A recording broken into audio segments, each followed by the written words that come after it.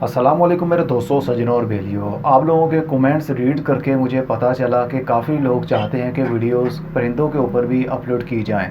300 से ज़्यादा लोगों ने यस लिखा और सिर्फ कुछ लोगों ने ही, सिर्फ 5 से 6% लोगों ने नो लिखा।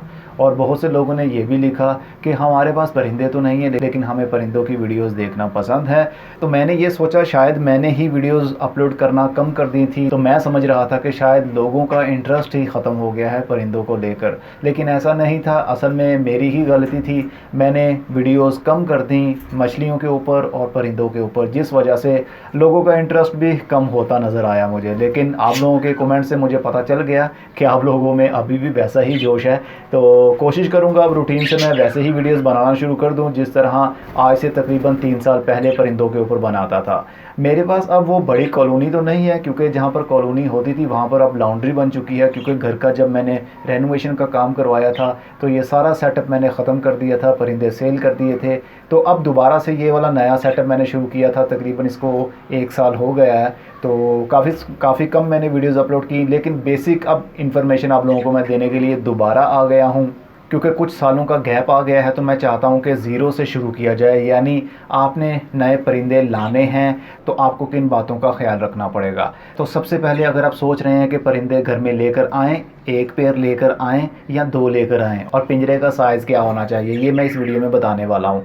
अगर तो आप सोच रहे हैं कि आपने एक पेयर यानी एक जोड़ी आप ले आएंगे तोतों की, और लाने के बाद में वो ब्रीड करेंगे, हफ्ते बाद या 2 हफ्ते बाद या 1 से 2 महीने के बाद में वो अंडे दे देंगे और उनमें से बच्चे भी निकलेंगे, ऐसा 50% ही चांस होगा या इससे भी कम। क्योंकि अगर आप जब एक पेयर लेकर आते हैं तो वो जल्दी ब्रीड नहीं करता, उसकी पेयरिंग जल्दी नहीं होती। अगर वो पेयर मतलब उसकी जोड़ी ऑलरेडी दुकान से ही लगी हुई है, परिंदे मतलब आपस में दोस्त हैं, मियाँ बीवी हैं, तो भी वो नई जगह पर आने के बाद में अगर नया केज होगा, सिर्फ एक ही पेयर होगा उसके अंदर, तो फिर वो परेशान रहेंगे, डरे डरे से रहेंगे। इसलिए अच्छा तो यही है कि आप एक जोड़ी ना लें बल्कि 3 से 4 जोड़ियां रखें, या मिनिमम 2 जोड़ियां रखें, यानी 4 तोते आप रखें, 2 तोतियां और 2 तोते एक ही पिंजरे के अंदर रखें। पिंजरे का साइज़ 2 जोड़ियां रखने के लिए 2 फुट बाय 2 फुट का केज लोहे का हो या लकड़ी का हो काफ़ी रहता है। मतलब वो 2 फुट चौड़ा होना चाहिए, 2 फुट ही गहरा होना चाहिए और 2 फुट ही वो लेंथी होना चाहिए।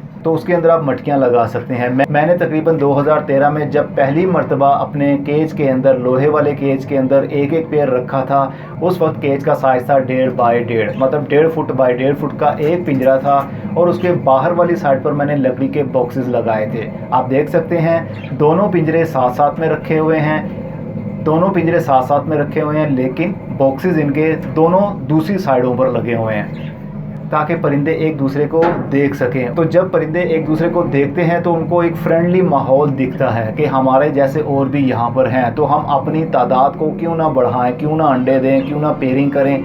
इसलिए जितने ज़्यादा परिंदे होंगे उतना जल्दी चांस होगा कि परिंदे फटाफट से उनका पेयर भी लग जाएगा, वो अंडे भी देंगे और उनमें से बच्चे भी निकलेंगे, क्योंकि उनको मालूम होता है कि हमारे जैसे और भी यहाँ पर हैं। अगर सिर्फ 2 ही तोते होंगे तो वो परेशान रहेंगे, घबराए से रहेंगे कि हम ये कहाँ पर आ गए हैं। वो हर वक्त मटकी के अंदर या बॉक्स के अंदर बैठे तो रहेंगे लेकिन अंडे नहीं देंगे। अगर अंडे देंगे लेकिन उनमें से बच्चे नहीं निकलेंगे।